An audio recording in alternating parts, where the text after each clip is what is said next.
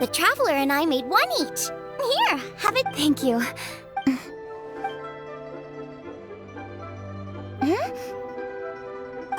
What is it? This flavor... I've tasted... Apologies. Xiangling, Traveler, thank you both. This is everything I had hoped it would be. It tastes wonderful and... quite amazingly, somehow it took me right back to my childhood. When my grandfather was still around.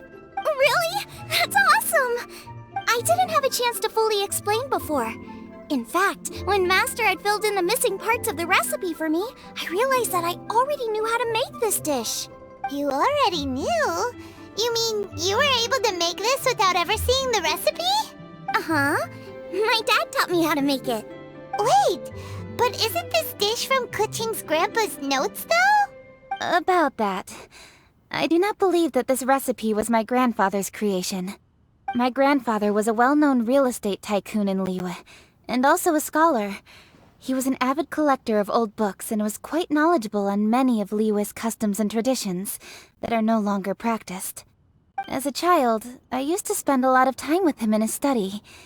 We'd read the classics together, then debate how much of it was actually genuine, and whether Rex Lapis was real or not. He used to say, books are just a bridge that bring us a little closer to history.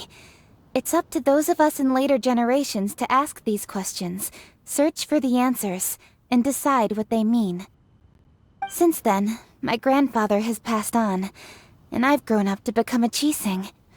My views on Rex Lapis have changed in this time too, from myth to reality. For me, the name Rex Lapis is inextricably wound up with memories of my grandfather. Whenever I see his name written down, it always reminds me of sitting in my grandfather's study, seeing all of his notes. As I said earlier, this recipe came from those same notes. It's an ancient dish that he was trying to restore to its original form. But, unfortunately, without the full recipe, he never quite succeeded. Still, each time he tried cooking it, he'd always get me to have a taste while it was still warm. The memories. This really is the taste of my childhood. Ancient dish? Are cornbread buns really that old? Well, at least in my family it is. My dad learned how to make it from his dad, and supposedly it's been passed down that way for generations. We call them chili mince cornbread buns. They're a traditional folk food snack, easy to pack up and take with you on the road. So they're the perfect thing to eat on the go. La la la. Seeing Guoba just reminded me of something. I actually made this dish on the day I first met Guoba. How did you first meet? It was in a cave in the mountains. I ducked inside to get out of the rain and saw an offering table in there, so I put the cornbread buns I brought with me on it. Then I ended up falling asleep, and when I woke up, I found out that Guoba had eaten every last one. Guoba followed me around ever since. We're practically family now. Hold up! Stop the conversation! Look! The stone! It burst open! It's... Guoba? What are you... What? Mother? Ah, I see the chili mince cornbread buns have been served. Master! Granny, look! The stove god statue looks just like Guoba! Oh, indeed it does. After all, Guoba is the deity you've been searching for. God of the stove. Guoba is a god? No. You asked me if a sufficiently festive atmosphere would be enough to reawaken the stove god. And my answer is this. Yes. And no. The stove god has always been a deity with great affection for the people, and who acts passion can be a technique, a skill. Masterful chefs is wonderfully but just now, the enormous power. Of course, the stove god himself is not contained within the statue. The true stove god has been... How does it feel?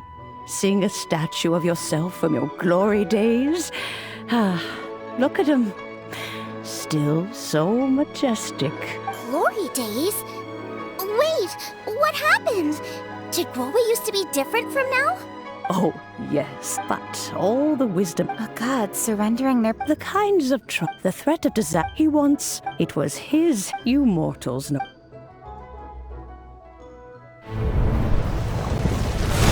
Marchosius, god of the stove, born from a spark when stone struck stone. He was a god with a great love for humanity and their well-being. Millennia ago, the people sought to expand their city. They built a dwelling on the plains and called it the Gweli Assembly. The stove god cared greatly for the people, turning himself into minions who went into every home, fostering food and solidarity alike. Alas, their home was taken by a flood. The waters ravaged the Gweli Assembly and forced the people back south to Liyue Harbor. Though the distance was not far, the journey was plagued by a terrible storm. For a dozen days, the Adepti stayed by their side. During this time, the stove god cooked an ancient delicacy, flatbread with a meat sauce to stave off the cold and damp, fit for those on the move. Centuries later, disaster and plague arose once more. The stove god would appear no longer, for he placed all of his power into the land itself to quell the calamities. His power expended, and his wits greatly reduced. Thus his body decreased in size. By the time he parted ways with us, he wasn't even the height of a human. He told Rex Lapis and I of the dishes that bring joy and of the secrets of the flame, then went into the mountains and entered into a long slumber.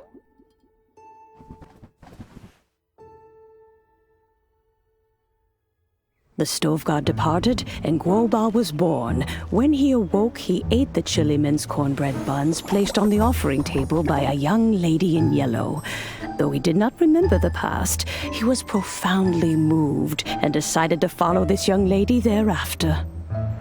The stove god had quietly disappeared, but the vendors rose early to hawk their wares. People went out to buy goods, lit their stoves, and cooked food, just as they had done every day for as long as they could remember. In Liyue, things have always been this way.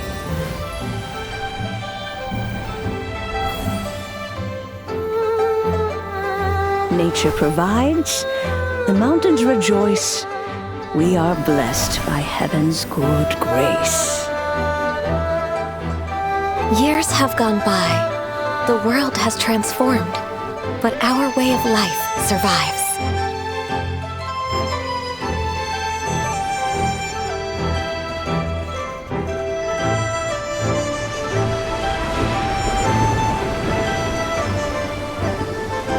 Fame and fortune is only a season.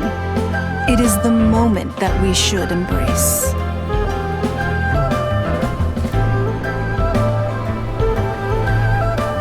Past meets present. Heritage becomes legacy. Long into the future may we thrive. You once told me that dining is the profoundest of... It is a matter of a humble meal of mate, my dear friend. Guoba, this is kind of a huge deal. Why didn't you say anything? He is not who he once was. Oh, Guoba, Xiangling. Do not be saddened, Xiangling. In this world, but he has gone further than... So since you are his friend... I will. You can count on me. Xiangling, you have an adeptal affinity. Guoba, the moment he awoke, he was met with a familiar flavor in the After all that time, he's... That's right. The taste of one's... You may be the first person in history to give the stove... If that's true, I couldn't be happier. Because putting a smile on customers' faces is what we... Well then, it's... Traveler, Paimon, Xiangling, thank you.